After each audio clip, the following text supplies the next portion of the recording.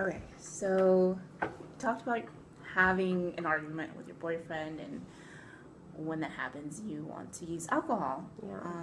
And you've been together for, you said, 2 years. Mm-hmm.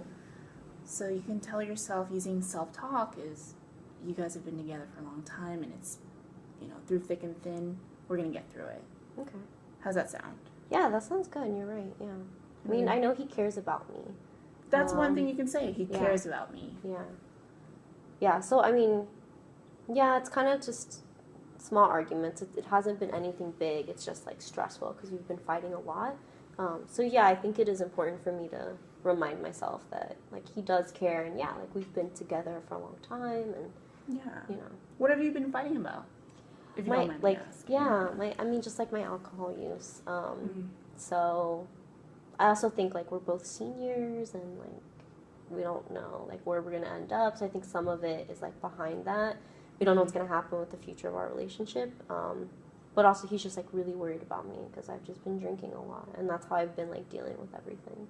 Yeah, I mean, having uncertainty about what's going to happen after graduation, that's very stressful. Yeah. And not knowing where the relationship is going to lead itself is stressful. But, we can't tell the future. We can only help ourselves now. Yeah. And what I see from, the argument is that he's concerned about you, and that's a positive. Yeah, I agree. So when you say, like, he cares about me, I think it could help you through that craving. Yeah. To use alcohol. I agree, yeah, definitely. So you think you can use that? Yeah. Okay. Try it out. The next thing is self-instruction training, and it's basically an internal step-by-step script that, you make for yourself when you are faced with an obstacle or that craving again to use alcohol. Is there something that's going to be coming up that might be stressful for you? I think, like, grad night is coming up, like, for our university. So it's, like, a big party that they throw for, like, all the graduating seniors. And there will definitely be alcohol there.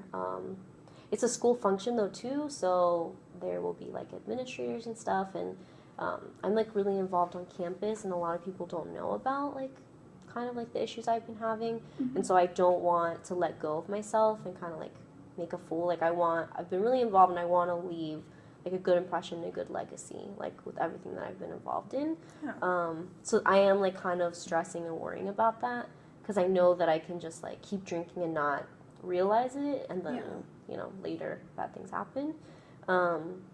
So, yeah, I'm, like, worried about grad night, kind of. Okay, yeah, it sounds like a fun evening, but it sounds also stressful for you. Yeah.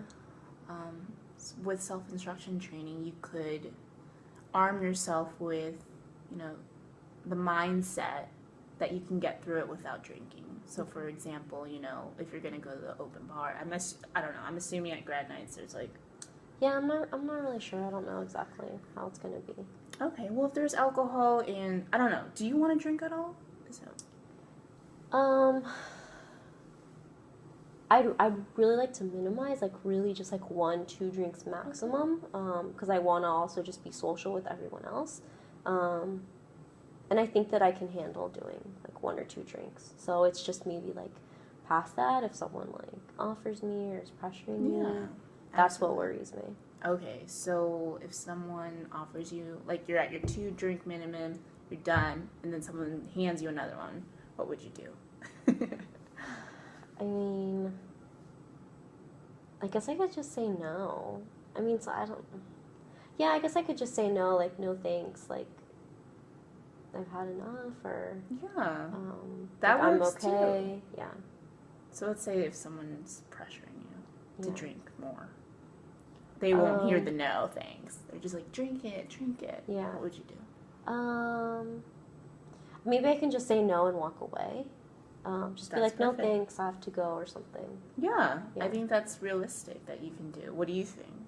I think so, because I feel like once I, like, don't see that person or, like, walk away, then I don't have, like, that pressure in my face, or... Yeah. Out of sight, out of mind. Yeah. So okay. I think that's good. I mean, you draw the limit at 2 drinks, and you can walk away from the situation. That's perfect. Okay. Yeah, that sounds, like, realistic. Okay, cool. So the next one is thought stopping techniques, and within that umbrella term, there's a few things, a few strategies that we can go through. And the first one is thought stopping. So when you have like, I need to drink, that thought, you basically say stop or no, I don't want to drink. And you would say it out loud and work up to the point where you can say it within your mind if you're in public. So you're not like screaming in public, no, I'm not going to drink. Yeah. This one is, it's easy to do, but I'm not sure if you're comfortable like, screaming out loud in your apartment by yourself. I mean, it sounds kind of silly, but I'd be open to like trying it. Okay. I mean, just see how it, try it on before you buy it. Okay. The next one is rubber band technique. Okay. It's where you wear the rubber band on your wrist, and when you have that thought, like I need a drink, you snap it, and it kind of grounds you back to the reality of you not needing a drink, because I guess in that moment, you think you could do that, or does that sound kind of hokey for you? Yeah, I don't know about that one. I don't know if I feel really comfortable doing that one. And I also just kind of think, like, I'm not going to remember to wear a rubber band every day. Like, I just know I'm very forgetful. So I don't know if that would be one that I'm interested in doing. Okay, that's perfectly fine. It's just, a strategy I want to put out there for you. Okay. And then the next one is setting aside worry time.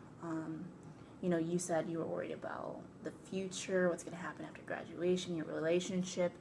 And this would help you kind of compartmentalize that worry by putting in like 10, 15 minutes of worry time where you're just worrying to death. Not to death, but just worrying, let the worries run its course in 10 to 15 minutes. Yeah, I actually really like that idea because I am like really big into like making to-do lists and kind of like organizing myself, and I know that sometimes like my worries keep me up at night, like especially when I'm ready to go to bed, like I'm just running through like things that I need to do, stuff I need to like figure out. So I think that like setting aside some time probably in the evening, like after the day is through, would actually be really helpful for me. I never thought about kind of like having that time like just to worry and like reflect and kind of play it out. Definitely. I think it would be realistic for you because you like the to-do list and you can actually, see that, like, let's say you have 20 papers that are due and you would write it down and check it off. I think that would be very beneficial. Yeah, that's super, like, important. I mean, I think that's why I'm so into the to-do list is, like, you write out everything you have to do and, like, just that act of, like, crossing it off and not knowing that you're done, like, kind of just relieves me and, like, kind of out of sight, out of mind. Like, I'm done. I don't have to think about it anymore. So yeah, I mean, I have a lot of to-do lists, so it works for me. So I really I feel like that's one that I feel the most comfortable with, and that might be like the most useful for me so far. Okay, good. So setting aside worry time is going to be what you want to do. Yeah. Okay, and then the last one is coping with your craving of drinking, or your alcohol use, and the first part of it is identifying cues that lead you to your alcohol use. And you talked about, when you start worrying about the future, and then the grad night. Can you think of any other cues that kind of lead you? Yeah, just like school in general, like it's senior year, and so like I've been in school for 3 years already, 3.5 years, and I'm just like kind of over it, but I also want to like finish strong. So just like I'm not super motivated, and so then because I'm not motivated, I'm like, well, I might as well drink, Right. I mean, senioritis is real. Yeah, it is. I've been there where you feel like enough's enough. Yeah. But like you said, you don't want to lead yourself down the wrong path again and get distracted. Yeah. So when you identify that cue, you can distract yourself. And this is a method. And you distract yourself by doing something fun that you like or relaxing. What are some activities that you like to do?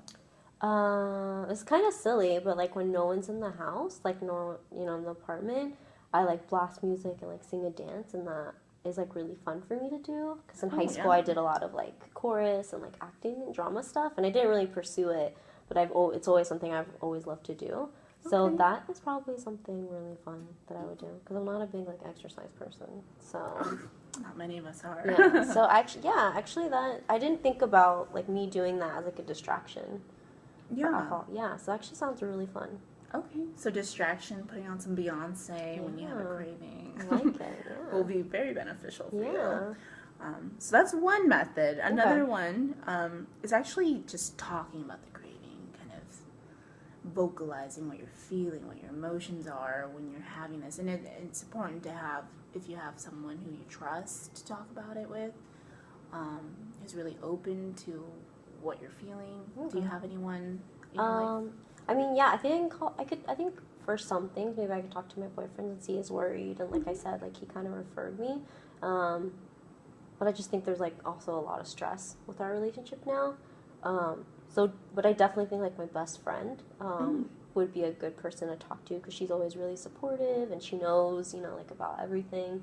And she's like always down, like anytime, day or night. Like I know I can, reach out to her. So I think she would probably be a good person to talk with. Yeah, definitely. She sounds like someone you trust, and Yeah. like you said, she's down Yeah. day or night to chat. She'd be a good person to vocalize what's going on with your boyfriend isn't beneficial in that moment. Definitely try to call your friend. Yeah. And then the last one is, well, actually, there's two more things, and I'll go through it quickly because we're running out of time. Is going through the craving and then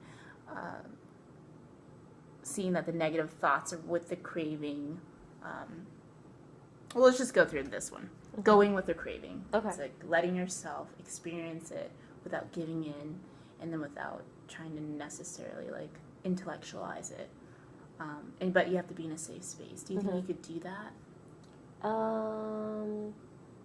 Yeah, I mean, I think, like, I live with my best friend, too, so I think, like, when I'm having these cravings, and if she's there, like, just to have, like, that support, to, like, talk through it, but also kind of go through it, like, with her.